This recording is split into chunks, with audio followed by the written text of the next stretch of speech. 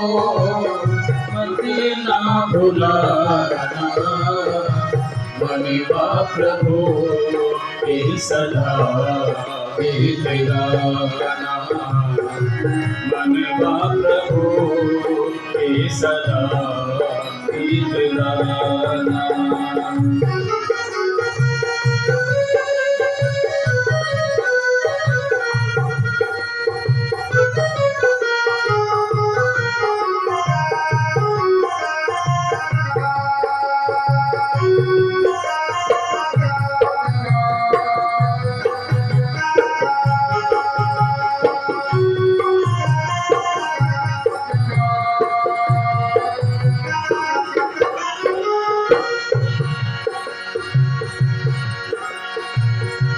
सिंह गुमान में बने कुंजारे, कांपे डर से जंतु सारे। सिंह गुमान में बने कुंजारे, कांपे डर से जंतु सारे। एक दिन पिंजरे में, एक दिन पिंजरे में होगा ठिकाना, मनवा प्रभु के सदा गीत गाना, मनवा प्रभु के सदा गीत गाना। प्यारे प्रभु को, सच्चे प्रभु को मत ना भुलाना, मनवा प्रभु के सदा गीत गाना।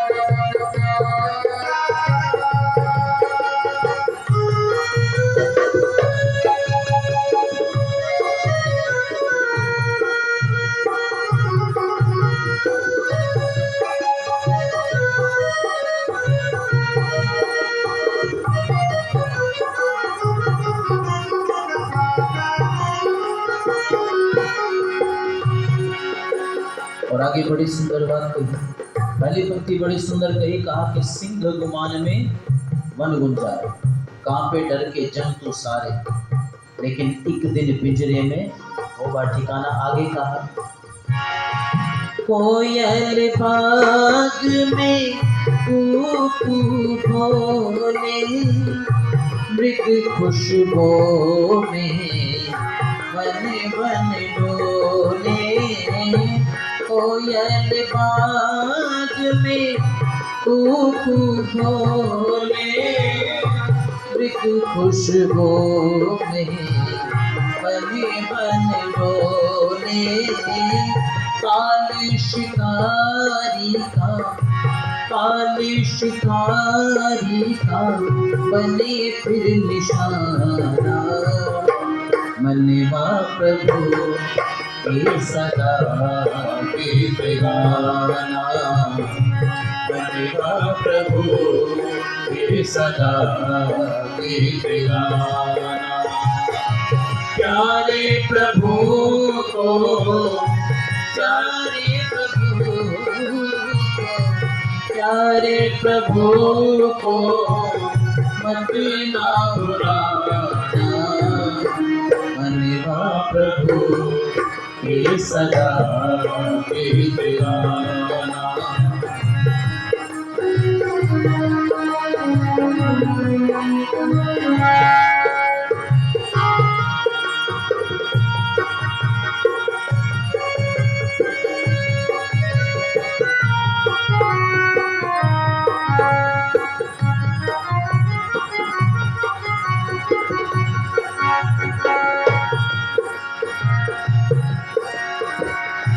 सुंदर शम्मा शाम को चलती, पतंगे बेचारे आ जाए गलती।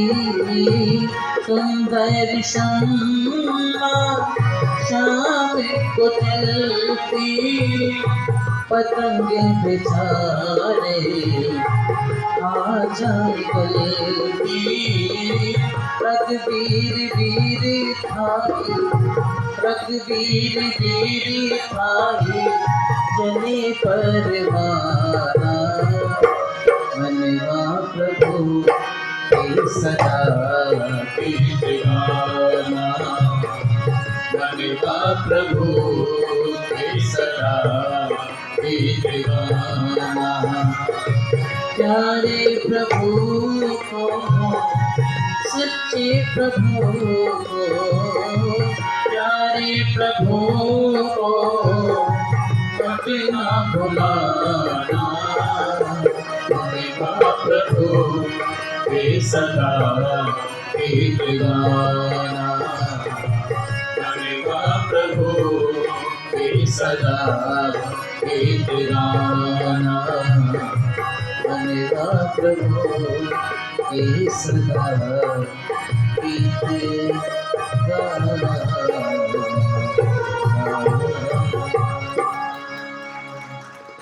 बोलिए सच्चिदानंद भगवान की जयकारा। थोड़ा हल्का है जी, थोड़ा जोश लेकर के आए और सीधे होकर के प्रसन्नचित होकर के बैठे, क्योंकि आप सत्संग में बैठे हैं। तो इसलिए अपने मन को और अपने जो है चित्त को हम बिल्कुल शांत करके बैठे। तो एक बार जोर से मेरे साथ में जयकारा लगाएंगे। बोलिए महर्षि दयानंद जी महाराज की जय, वैदिक धर्म की जय हो। हाँ, अब अच्छा लगा है।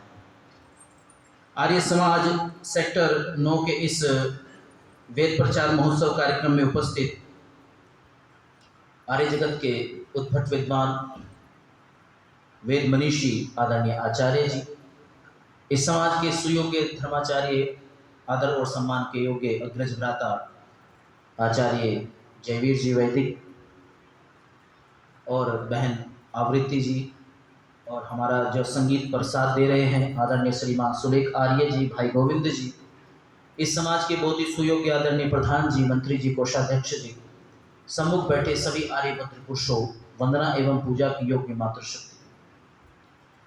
अभी हम सभी ने मिलकर के यज्ञ भी किया है, उसके उपरांत यह सभा चल रही है। आइए कुछ गीतों का प्रवाह लेकर के, कुछ गीतों की श्रृंखला लेकर के आपके मध्य आया हूँ, तो इसलिए दच्चित होकर के सुनेंगे। बंधुओं, मैंने कल भी आपसे निवेदन किया था कि ऋषिवर दयानंद जी महाराज अगर ना आते तो हमारी स्थिति गंभीर होने वाली थी। स्थिति क्या गंभीर होती, जो सत्य था उसको हम ना पहचान पाते और आडंबर और पाखंडों में हम डूब जाते। और आज भी स्थिति कोई ज़्यादा अच्छी नहीं है। जितना ऋषि दयानंद जी महाराज के समय में पाखंड होगा तो आप चिंतन करें आज के समय में शायद उससे ज़्यादा ही है कुछ, क्योंकि आज की जो गति है ना, आज की गति 4G की है, 5G की आ रही है अब तो आगे समय। क्यों जी, 5G की गति है। उस समय तो कोई जी था ही नहीं, उस समय तो गुरु जी थे। क्यों जी, उस समय तो गुरु जी थे, उस समय कोई जी नहीं था, ना 1G, ना 2G, ना 3G, ना 4G, ना 5G। आज स्थिति ऐसी है, अगर एक व्यक्ति भाषण देता है, एक व्यक्ति कुछ गलत बात करता है, पाखंड करता है, आडंबर करता है, तो उसकी स्पीड भी कितनी ही है कि जो जन जन तक पहुंच करके लोगों के दिमाग खराब कर देती है। और सबको चाहिए कि बिना मेहनत किए हुए ज़्यादा फल प्राप्त करना। क्यों जी, ऐसा ही है ना मानव की प्रवृत्ति कि बिना कुछ किए बहुत ज़्यादा मिल जाए, बिना कुछ किए परमात्मा के दर्शन भी मिल जाए, बिना कुछ किए ही बहुत सारा वैभव भी मिल जाए, कोई चमत्कार हो जाए, कोई जीवन में एक परिवर्तन हो जाए। इस आशा को लेकर के अपने भविष्य की चिंता करते हुए कहाँ जाते हैं लोग? ऐसे स्थानों पर जाते हैं जहाँ समस्याएं दूर होती हैं। लेकिन ऋषि दयानंद जी महाराज ने हमें एक ऐसा जो है ज्ञान की दृष्टि हमको दी है, ज्ञान का चक्षु दिए हैं, जिनसे हम उसको अगर धारण करते हैं तो हम पाखंडों से बच जाते हैं। इसलिए बड़ा सुंदर गीत आपके बीच में प्रस्तुत करता हूँ। आदरणीय बाबू जी हमारे डॉक्टर साहब बैठे हैं, चंद्र प्रकाश जी, उनका जो है लिखा हुआ गीत है और बड़ा ही सुंदर, बड़ा ही मार्मिक, बहुत जबरदस्त गीत उन्होंने लिखा है जो सत्यता को उकेरता है। इसलिए आप इसको सुनेंगे। और इस गीत में राग शिवरंजनी की झलक है।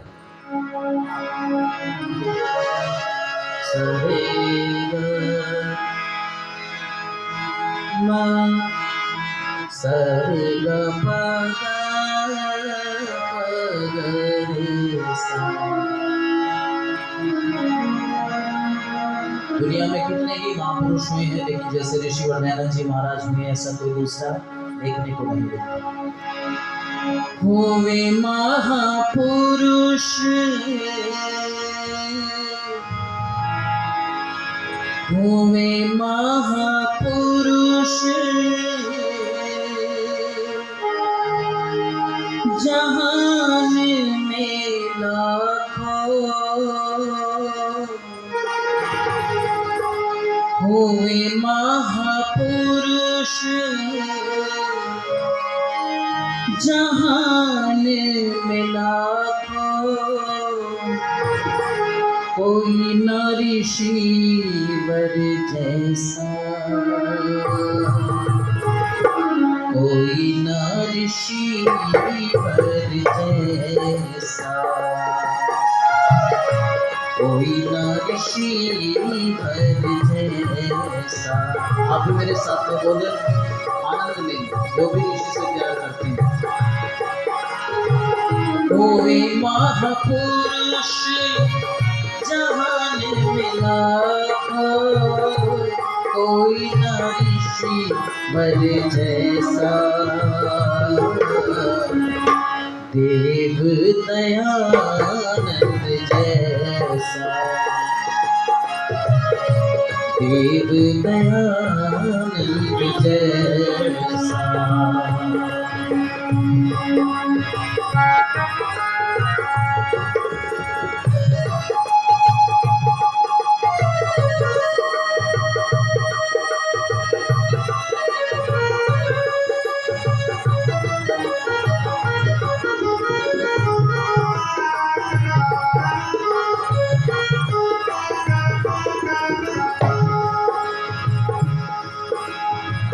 संत हुए जो यहाँ,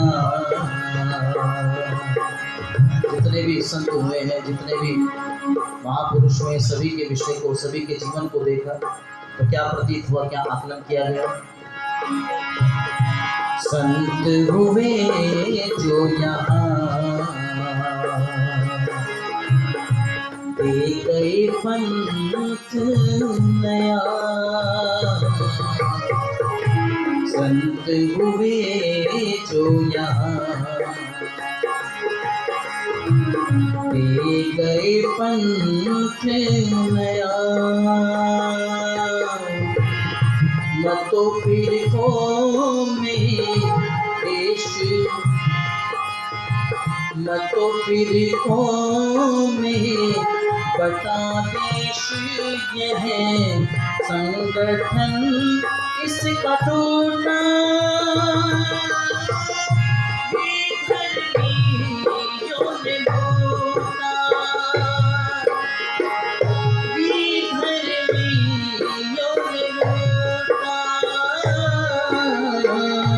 मूल वेद से जोड़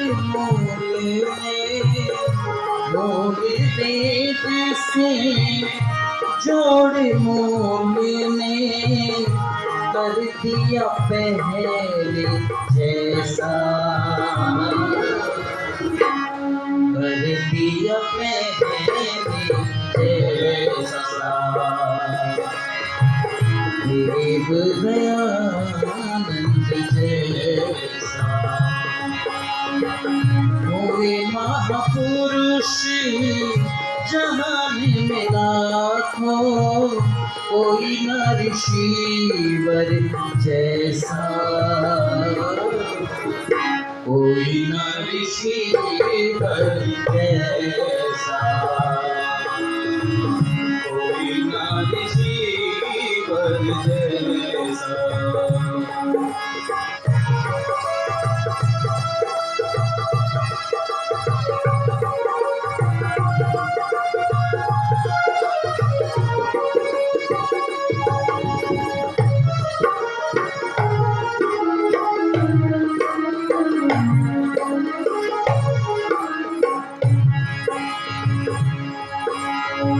लोगों ने यहाँ पर ईश्वर को भुला दिया था। सच्चे ईश्वर का दर्शन किसने करा? महर्षि दयानंद जी महाराज। बताया लोगों को कैसे। ईश को भूला जहाँ, ईश को भूला जहाँ, जड़ पूजा थी यहाँ। ईश को भूला जहाँ, जड़ पूजा थी यहाँ। वेद की विद्या विस्मृत करके मत पौराणिक चलाया। ऋषि को नहीं भाया, एकेश्वर की पूजा सिखाई।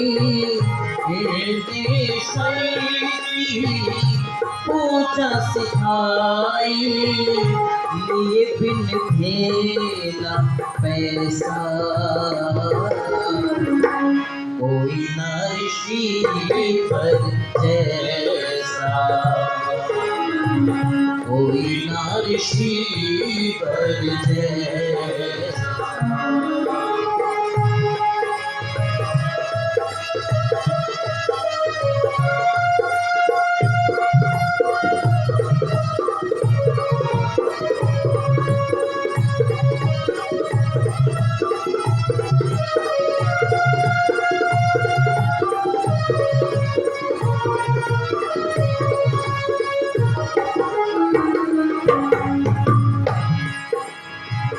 पाखंडियों अविद्या,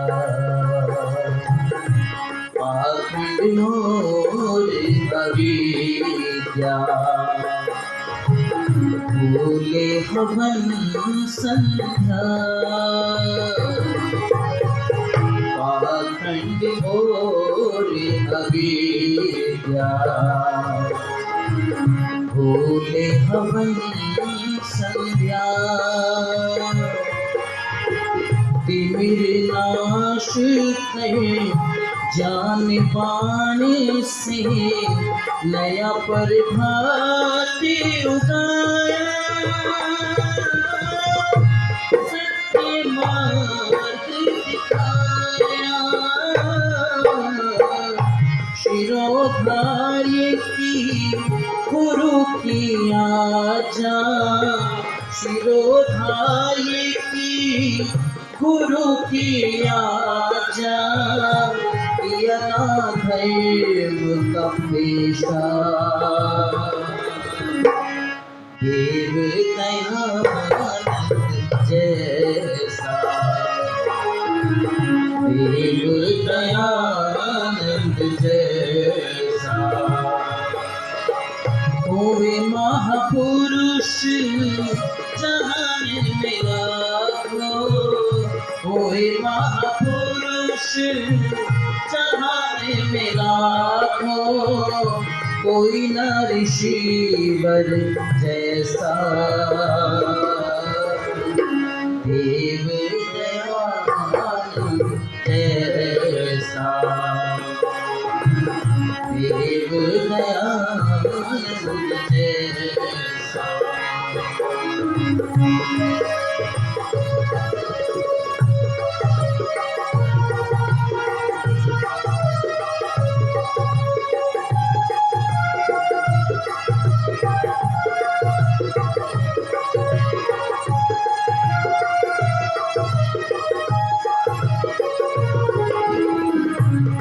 और बड़े ही सुंदर शब्दों का चयन।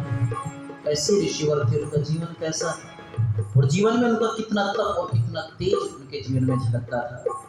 तो सुनेगा। योगी यति व्रतधारी, योगी यति व्रतधारी।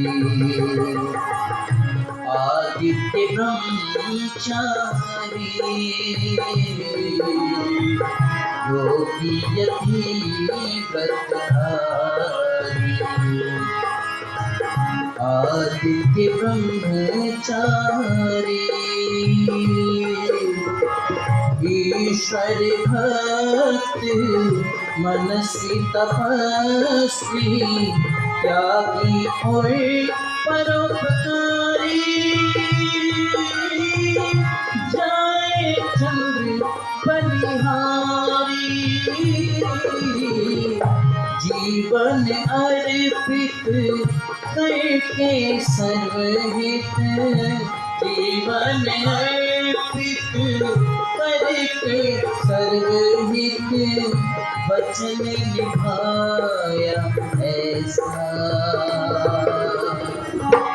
देव दयानंद जैसा, देव दयानंद जैसा, कोई महापुरुष जहान में लाखों, कोई महापुरुष जहान में लाखों, कोई न ऋषिवर जैसा, देव दयानंद जैसा, देव दयानंद जैसा,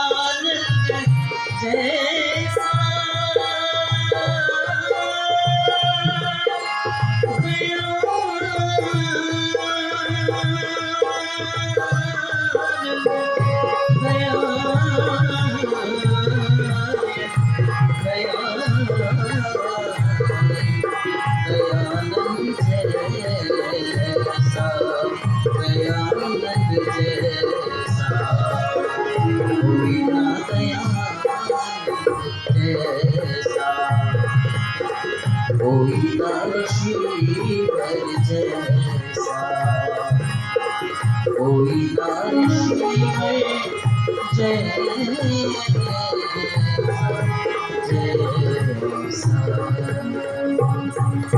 और ये महर्षि दयानंद जी महाराज की जय हो। तो ऋषिवर दयानंद जी महाराज के जीवन को जितना भी देखते हैं, जितना भी पढ़ते हैं और जितना भी उनके विषय में हम चर्चा करते हैं, उतना थोड़ा ही लगता है। बंधुओं, ऋषिवर दयानंद जी महाराज ने हमको जो उपदेश दिया है, नहीं तो और भी महात्मा और भी संत योगी होते हैं जो केवल अपनी आत्मिक उन्नति के लिए जुड़ जाते हैं और समाज की पराय फिक्र नहीं करते, लेकिन ऋषिवर के अंदर वो समस्त गुण जिन्होंने समाज को उत्थान करने के लिए हर वो कार्य किया जिस कार्य को करने से ये समाज उन्नति कर सकता था। सबसे अधिक महत्व ऋषिवर दयानंद जी महाराज ने दिया वो संस्कारों पर दिया। क्यों जी? कि हमारे अगर संस्कार अच्छे होंगे और वेद के पथ पर हम चलने वाले होंगे तो हम शायद उन्नति कर पाएंगे, नहीं तो उन्नति नहीं कर पाएंगे। और कह दिया मातृमान, पितृमान, आचार्यमान, पुरुषों, ये मनुष्य को उत्तम बनाने के लिए 3 उत्तम शिक्षकों की आवश्यकता होती है। सबसे पहला शिक्षक कौन बताया? माँ। माँ सबसे पहला गुरु बताया। ऋषि दयानंद ने कहा कि बच्चों को जितना उपकार उनकी माता से पहुंचता है उतना उपकार और किसी से नहीं पहुंचता। आपने एक कथा सुनी होगी, एक घटना सुनी होगी जिसमें एक कैदी को जो जेल काट रहा था उसको फांसी की सजा हुई थी, और जब फांसी पर चढ़ाने के वक्त वो समय आया, उस व्यवस्था को किया गया, तो सीधी सी बात है, सबको पूछा जाता है कि आपकी अंतिम इच्छा क्या है। तो उसको भी जैसे पूछा गया कि तुम्हारी अंतिम इच्छा क्या है, तो उसने कह दिया था कि मैं अपनी माँ से मिलना चाहता हूँ, मेरी अंतिम इच्छा यही। और जैसे ही माँ को बुलवाया गया तो माँ आई। माँ ने कहा, बताओ बेटा, तुम मुझसे क्या बातें करना चाहते हो, क्या अपना संदेश देना चाहते हो। तो माता को कहा कि मैं आपके कान में कुछ बातें कहना चाहता हूँ, वो मैं जो है मेरी इच्छा है, तो आप अपना कान मेरे पास में लाए। तो माता ने जैसे ही कान को पास में लाए तो बताया जाता है कि उस चोर व्यक्ति ने, उस अपराधी ने अपनी माँ का कान काट लिया था। क्यों? उसने विचार किया, जब सोचा गया, चिंतन किया गया, तो कहा गया कि जब मैं बचपन में चोरी करके पहली बार आया था तो मेरी माँ ने मुझको नहीं रोका, मेरी माँ ने मेरा विरोध नहीं किया, और जो मैं पैसे लेकर के आया था वो आराम से रख लिए थे। मेरा उत्साहवर्धन हुआ, मेरा हौसला बढ़ गया, इसीलिए मैं उस छोटी चोरी से बहुत बड़ी बड़ी चोरी करने लगा और बड़ा चोर, बड़ा डकैत बनकर के आज फांसी के तख्ते पर पहुंचाने का कार्य अगर वहीं ये हो जाता, मेरी माँ मना कर देती, मुझको दंडित करती, तो शायद मैं इतने बड़े कुकृत्य नहीं करता। तो बंधु, इसने बनाने का, निर्माण का कार्य किसका है? तो ऋषिवर दयानंद जी महाराज की जो शिक्षा है, उन शिक्षाओं को जब तक हम नहीं मानेंगे, उन शिक्षाओं पर जब तक नहीं चलेंगे, तब तक हम वो निर्माण का कार्य, संस्कार विधि को जब पढ़ते हैं ना, क्योंकि दयानंद सरस्वती जी महाराज की जो बातें हैं उनको अपना करके अगर हम चलते हैं, तभी हमारा जो ऋषिवर के गीत गाना है ये सार्थक होता है। एक संस्कारित माँ अपने बेटे को कैसे संस्कारित करती है, कैसे बनाती है, वो इस गीत के अंदर स्वामी भीष्म जी हुए हैं, उन्होंने लिखा। आज की कैसी स्थिति हो गई है, उस स्थिति के विषय में भी आप आकलन करें, चिंतन करें। वे गीत बड़े ही प्रेम से सुने। एक माँ है जो अपने बेटे को लोरी देकर के संस्कारित कर रही है, वेद के पथ पर चलने के लिए कह रही है। और कैसे कह रही है?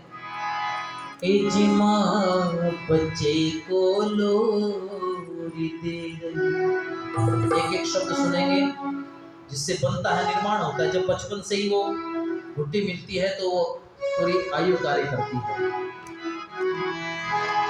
जी माँ बच्चे को लोरी दे रही, मेरा कहन पुकारिए,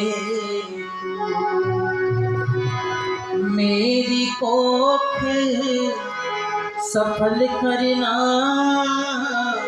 न मेरा दूध ल जाए।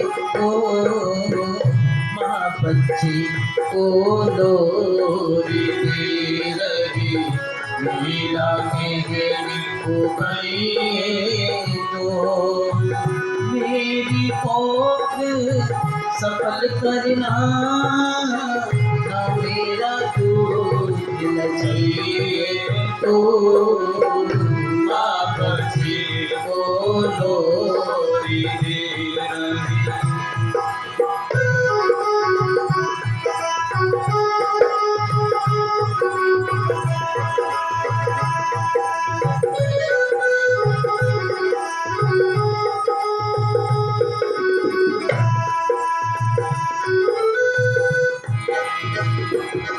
और कह रही है माँ कि बेटा, मैं जो तुझको दूध पिला रही, बेटा अपनी छाती से,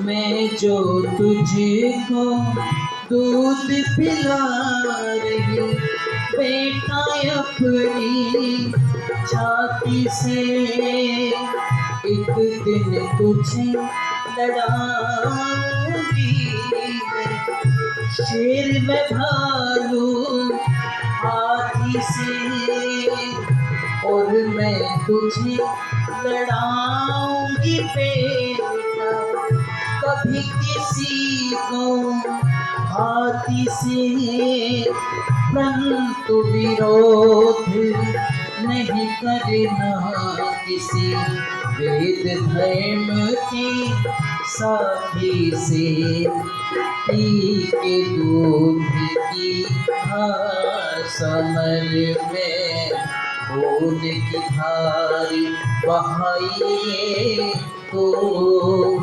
मेरी कोख सफल करना, मेरा दूध न जाए।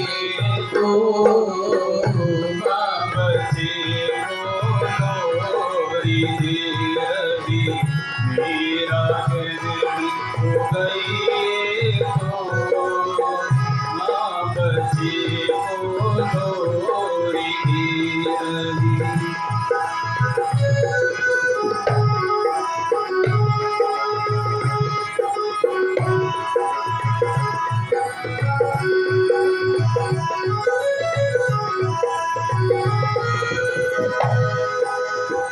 दूध या घी फल आदि पदार्थ इतने भी मैं खाती हूँ।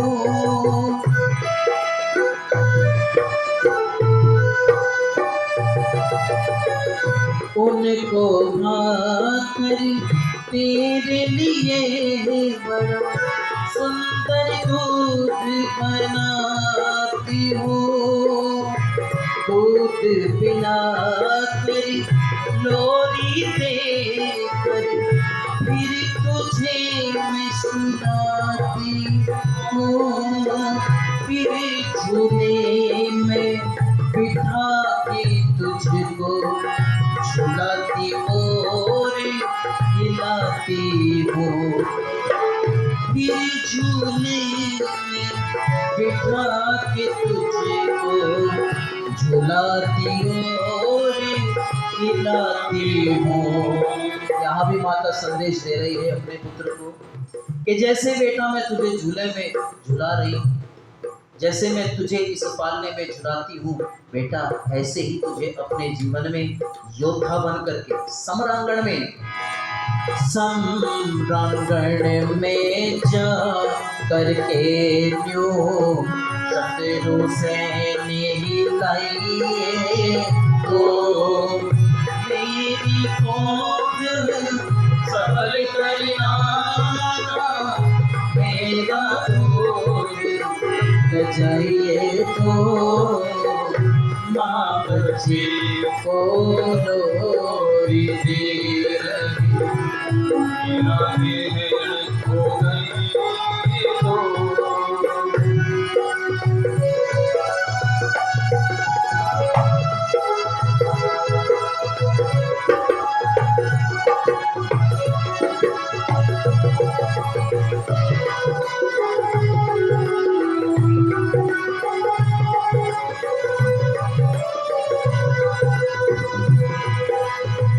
और वो माँ की भावना क्या।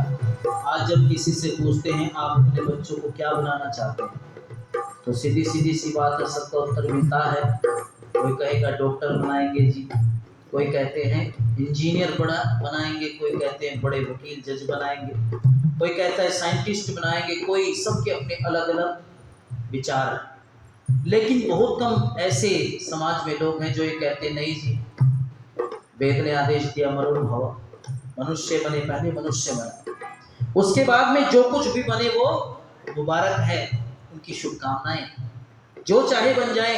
अगर संस्कारित व्यक्ति है जो वेद की मर्यादा पर चलता है, वो अगर डॉक्टर होता है, वो अगर इंजीनियर होता है, वो अगर वकील होता है, वो अगर न्यायाधीश होता है, तो बोलो न्याय होता है, अच्छा कार्य होता है, अच्छा इलाज होता है कि नहीं होता है।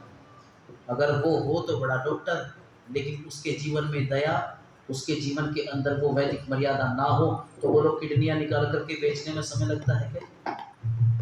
पहले अच्छा इंसान बने, उसके बाद में जो बने वो वहां जाकर के फिर उसी निष्ठा से कार्य करता है, उस मर्यादा के अंदर मर्यादित रह करके कार्य करता है।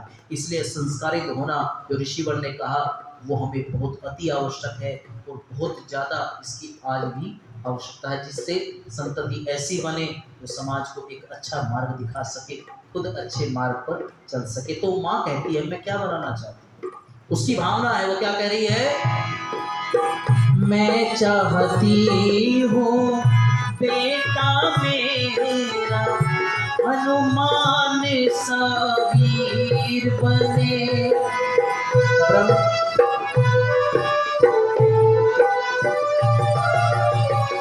ब्रह्मचर्य व्यायाम के द्वारा तेज व्रजी शरीर बने, धर्मात्मा के लिए दयालु दुष्टों पर बेपीर बने।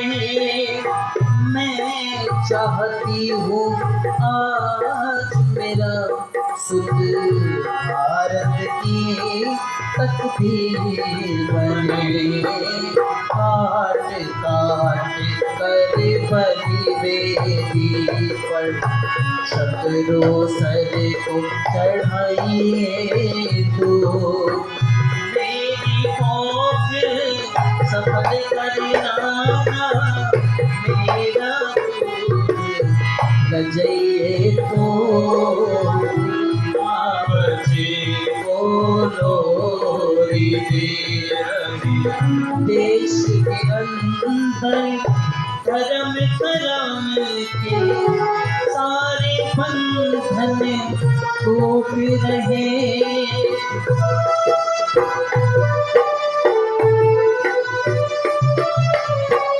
मुस्लिम और ईसाई यहाँ पर लाखों बुत छूट नहीं। शासन करता भारत वर्ष में मचारात दिन लूट रहे।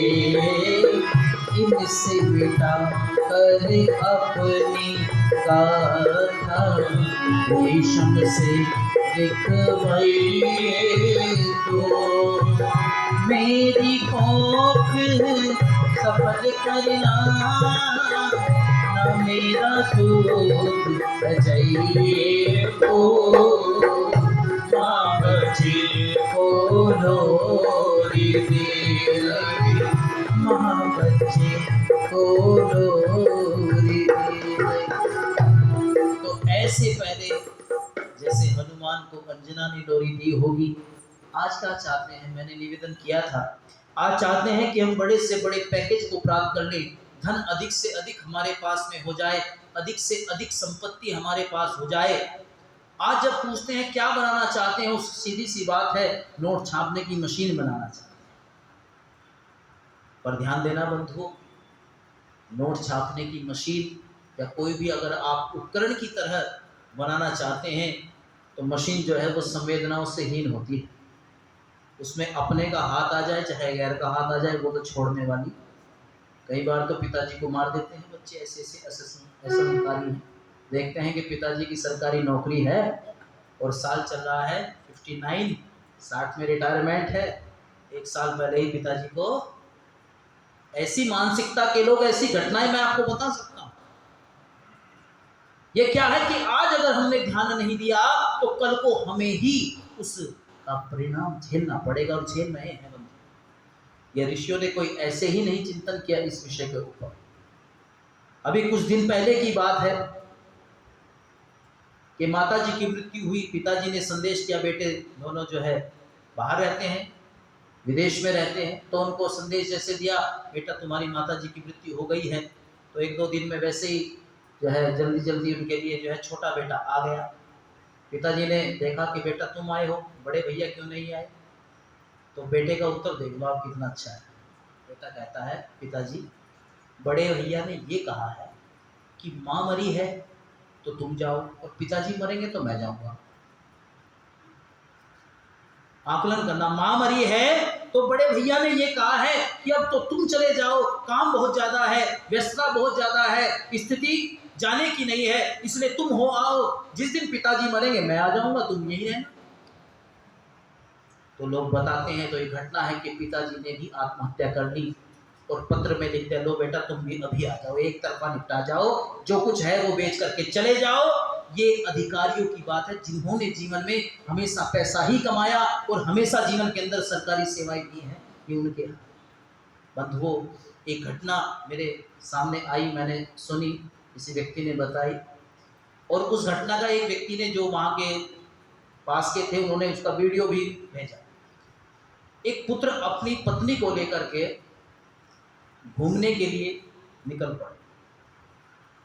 2-3 दिन हो गए, काफ़ी टाइम हो गया, और उनकी जो बहन है वो पास ही नगर में, लगभग वहाँ से 15-20 किलोमीटर है, तो उनकी वहाँ शादी है, उनकी ससुराल में थी।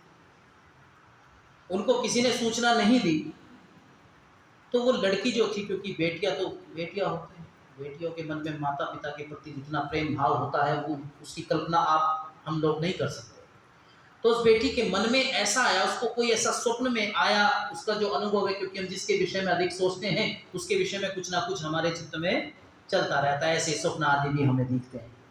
उसके स्वप्न में आया कि शायद मेरी माँ संकट में, ये सच्ची घटना आपको बता रहा हूँ, उसके मन में ऐसा आया, उसको ऐसा स्वप्न आया कि शायद मेरी माँ संकट में है, मेरी माँ को कोई परेशानी है, भैया का काफी दिन से फोन नहीं आया, माँ ने भी काफी दिन से फोन नहीं किया, क्या स्थिति है, जाकर के देखनी चाहिए। और वह पहुंच गई अपने मायके। जैसे देखा तो बाहर ताला लगा था, और जब बाहर ताला लगा हुआ देखा तो सोचा शायद यहाँ कोई नहीं है, सब गए हुए हैं। आसपास से पूछा तो देखा कि अंदर से कुछ आवाज आई। उन्होंने कहा कि बाहर से ये तो गए हुए हैं घूमने। जब देखा गया अंदर कोई है, वो ताला तोड़ा गया, और जब ताले को तोड़ा तो देखा माँ एक कोने में सिमटी हुई बूढ़ी औरत बैठी है और मिर्च पानी में घुल करके पी रही है।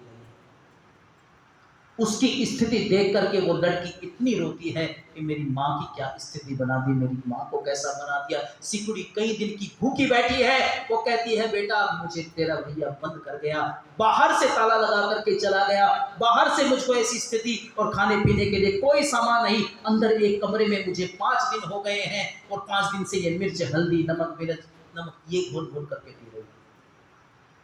बोला तक ना गया, इतना रोई वो लड़की, इतना रोई वो बेटी अपनी माँ के लिए। बंधु तो ये स्थिति कैसी है, तो ये उपकार माँ का है। माता पिता चाहे जैसे हों लेकिन वो पूजनीय ही होते हैं। इसलिए माँ के विषय में 4 पंक्ति मैं आपके सामने कहना चाहता हूँ, क्योंकि माँ का ऋण और माँ का प्रेम, माँ का जो हृदय अपने बच्चों के लिए होता है और किसी का नहीं हो सकता। ऋषि दयानंद जी महाराज ने कहा है, और ऋषि दयानंद ने अपने जीवन में कहा कि गुजरात की माता अपने बच्चों के प्रति अति विशेष प्रेम रखती है। वैसे सभी रखती हैं, ऐसी कोई माँ नहीं है संसार में। इसलिए माता तो माता है। तो बड़े सुंदर, इस पर ढोलक नहीं बजेगी, आप एक एक शब्द को सुनना।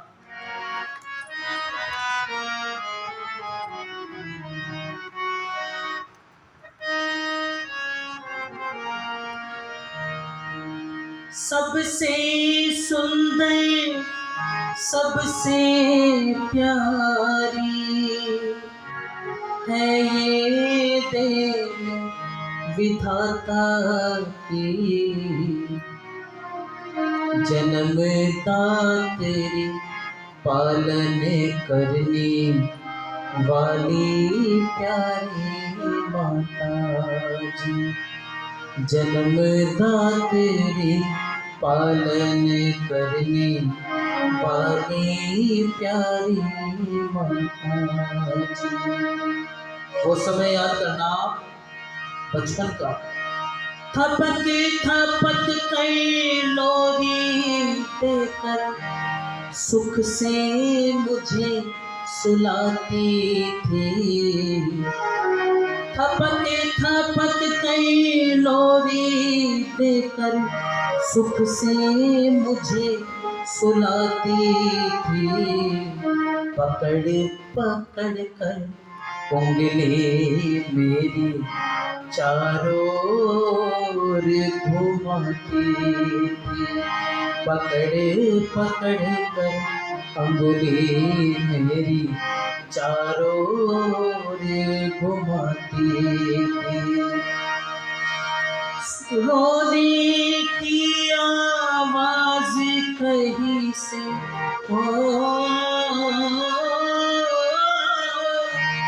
रोने की आवाज कहीं से जब घर में आ जाती थी, फौरन सारे काम छोड़कर दौड़ी दौड़ी आती थी, फौरन सारे काम छोड़कर दौड़ी दौड़ी आती थी। और क्या कहती थी? मेरा बेटा किसने मारा हो,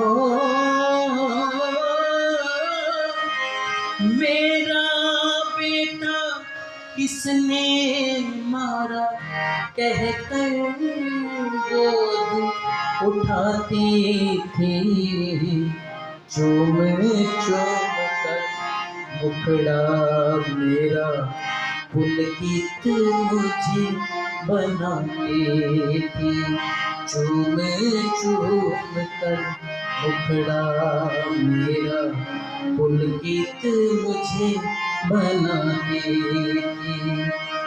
खाने की कोई चीज कहीं से जब घर में आ जाती थी, जितना भी मैं खा सकता था पहले मुझे खिलाती थी। जितना भी मैं खा सकता था पहले मुझे खिलाती थी। होता जब बीमारी कभी मैं बहुत दुखी हो जाती थी, धन दौलत को मेरे ऊपर पानी की तरह बहाती थी। धन दौलत को मेरे ऊपर पानी की तरह बहाती थी। गीला होता मुख से बिस्तर देख नहीं वो पाती थी, मुझे सुलाकर सूखे में वो गीले में खुद सो जाती थी। मुझे सुलाकर सूखे में वो गीले में खुद सो जाती थी। और दुखी मन से ये बेटा कहता है, मानो नहीं रही अब मेरी माता, क्योंकि जाने के बाद जितनी कदर होती है जीते जी शायद इतनी नहीं कर पाती है। नहीं रही अब मेरी माता, बेटा मुझे कहने वाली, मेरे सुख दुख की सरिता में साथ साथ बहने वाली। जो बेटा ऐसी माता के हो, जो बेटा ऐसी माता के दिल को कभी दुखाएगा, सच कहता हूँ वो पापी तो घोर नरक में जाएगा। सच कहता हूँ वो पापी तो घोर नरक में जाएगा।